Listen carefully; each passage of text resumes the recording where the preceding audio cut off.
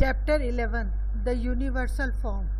Arjuna said, by my hearing the instructions you have kindly given me about these most confidential spiritual subjects, my illusion has now been dispelled.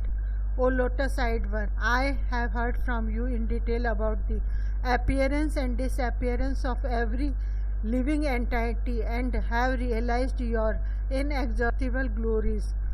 O greatest of all personalities, O supreme form, though I see you here before me in your actual position, as you have described yourself, I wish to see how you have entered into the cosmic manifestation. I want to see that form of yours. If you think that I am able to behold your cosmic form, O my Lord, O Master of all mystic power, then kindly show me that unlimited universal self. The Supreme Personality of Godhead said, my dear Arjuna, O son of Pritha, see now my opulences, hundreds of thousands of very divine and multicolored forms. O best of the Bharatas, see here the different manifestations of Adhyayas, Vasus, Rudras, Ashwani Kumars, and all other demigods. Behold the many wonderful things which no one has ever seen or heard of before. O Arjuna, whatever you wish to see, behold at once in this body of mine. This universal form can show you whatever you now desire to see and whatever you may want to see in the future. Everything, moving and non-moving, is here completely in one place. But you cannot see me with your present eyes. Therefore I give you divine eyes. Behold my mystic opulence. Sañjaya said, O king, having spoken thus, the Supreme Lord of all mystic power, the Personality of Godhead, displayed his universal form to Arjuna. Arjuna saw in that universal form unlimited mouths, unlimited eyes, unlimited wonderful visions. The form was decorated with many celestial ornaments and many divine upraised weapons. He wore celestial garlands and garments, and many divine scents were smeared over his body. All was wondrous, brilliant, unlimited, all expanding. If hundreds of thousands of suns were to rise at once into the sky, their radiance might resemble the effulgence of the Supreme Person in that universal form. At that time, Arjuna could see in the universal form of the Lord the unlimited expansions of the universe, situated in one place, although divided into many, many thousands. Then, bewildered and astonished, his hair standing on end, Arjuna bowed his head to offer obeisance and with folded hands began to pray to the Supreme Lord. Arjuna said, my dear Lord Krishna, I see assembled in your body all the demigods and various other living entities.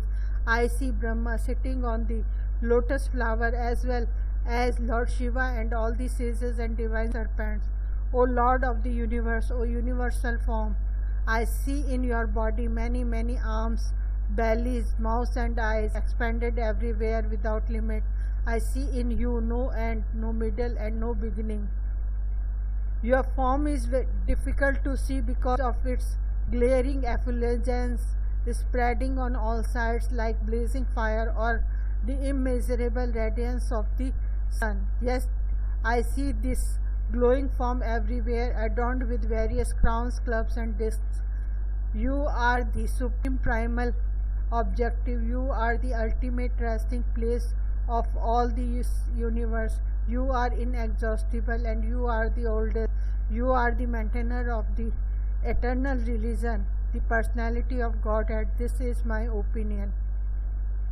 You are without origin, middle or end. Your glory is unlimited. You have numberless arms. And the sun and moons are your eyes. I see you with blazing fire coming forth from your mouth, burning this entire universe by your own radiance. Although you are one, you spread throughout the sky and the planets and all space between. O great one, seeing this wondrous and terrible form, all the planetary systems are perturbed. All the hosts of demigods are surrendering before you and entering into you. Some of them, very much afraid, are offering prayers with folded hands. Most hosts of great sages and perfected beings, crying all peace, are praying to you by singing the Vedic hymns. All the various manifestations of Lord Shiva, the Adhyayas, the Vasus, the Sañjayas, the Vishwadevas, and two Ashvis, the Maruts, the forefathers, the Gandharvas, the Yakshas, the Asuras, and the perfected demigods are beholding you in wonder. O mighty armed one, all the planets with their demigods are disturbed at seeing your great form with its many faces, eyes, arms, thighs, legs, and bellies, and your many terrible teeth. And as they are disturbed, so am I. O all-pervading Vishnu, seeing you with your many radiant colors touching the sky, your gaping mouth, and your great glowing eyes, my mind is perturbed by fear. I can no longer maintain my steadiness or equilibrium of mind.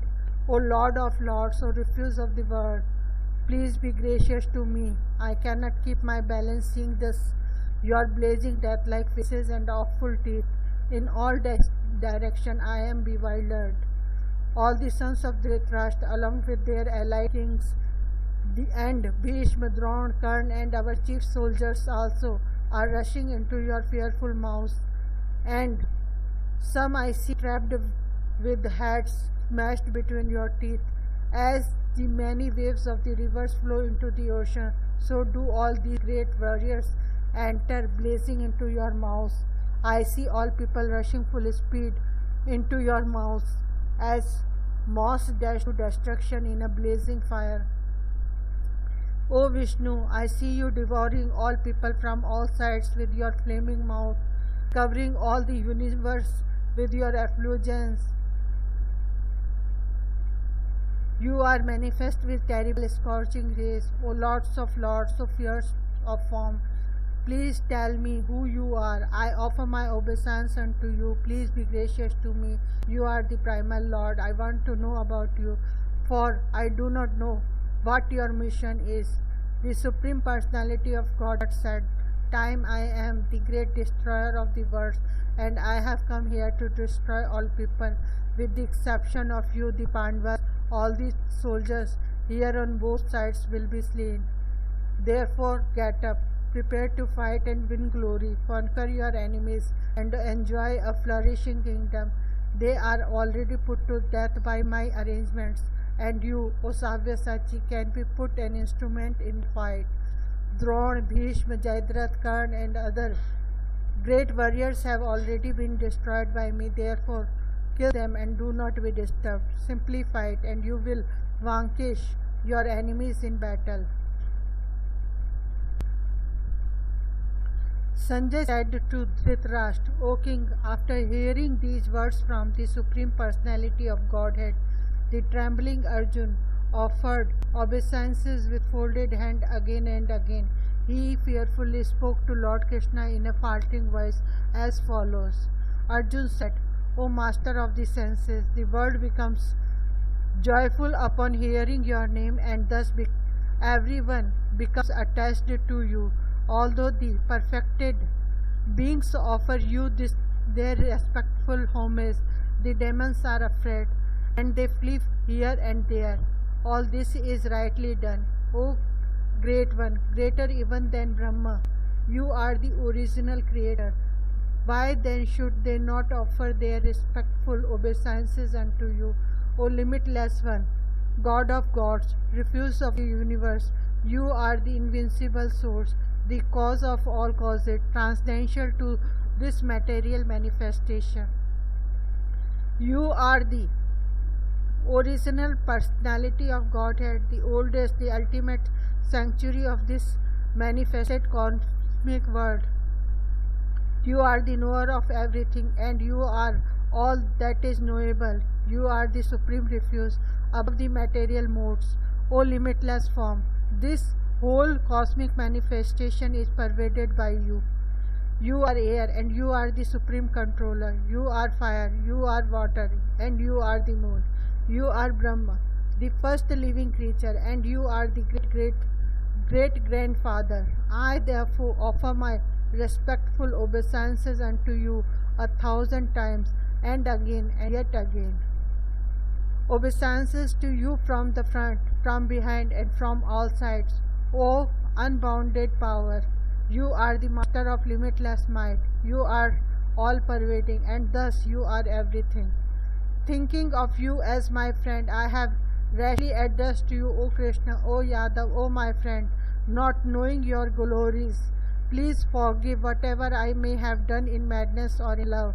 I have dishonored you many times, jeering, jesting as we relaxed, lay on the same bed, or sat or ate together, sometimes alone and sometimes in front of my friends, many friends. O infallible one, please excuse me for all these offenses.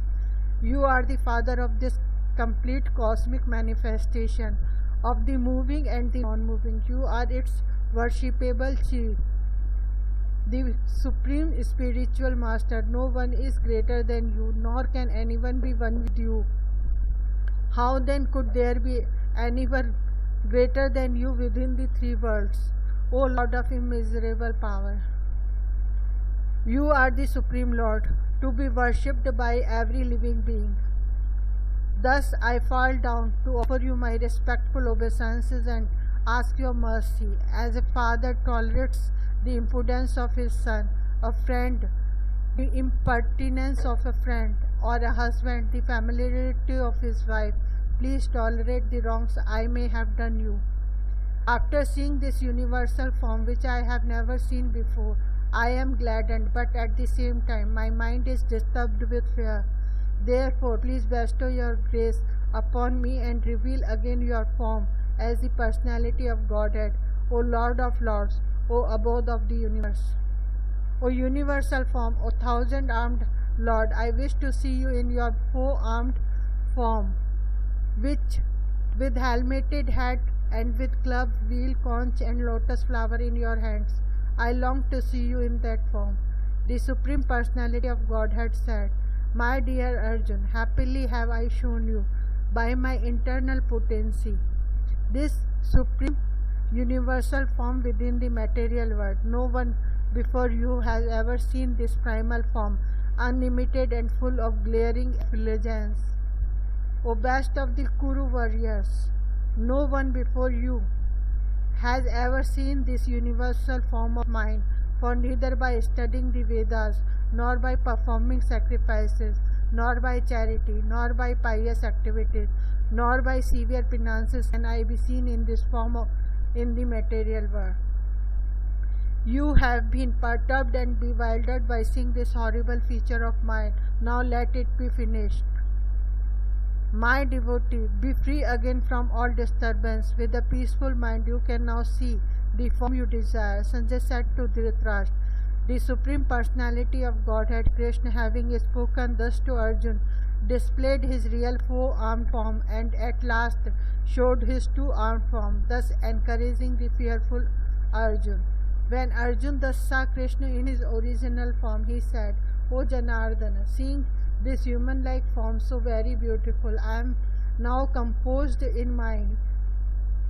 And I am restored to my original nature. The Supreme Personality of Godhead said, My dear Arjuna, this form of mine you are now seeing is very difficult to behold. Even the demigods are ever seeking the opportunity to see this form which is so dear. The form you are seeing with your transcendental eyes cannot be understood simply by studying the Vedas, nor by undergoing serious penances, nor by charity, nor by worship. It is not by these means that one can see me as I am. My dear Arjuna, only by undivided devotional service can I be understood as I am, standing before you, and can thus be seen directly. Only in this way can you enter into the mysteries of my understanding. My dear Arjun, he who engages in my pure devotional service, free from the contaminations of fruitive activities and mental speculation, he who works for me, who makes me the supreme goal of his life, and who is friendly to every living being, he certainly comes to me. Hare Krishna, Hare Krishna, Krishna Krishna, Hare Hare.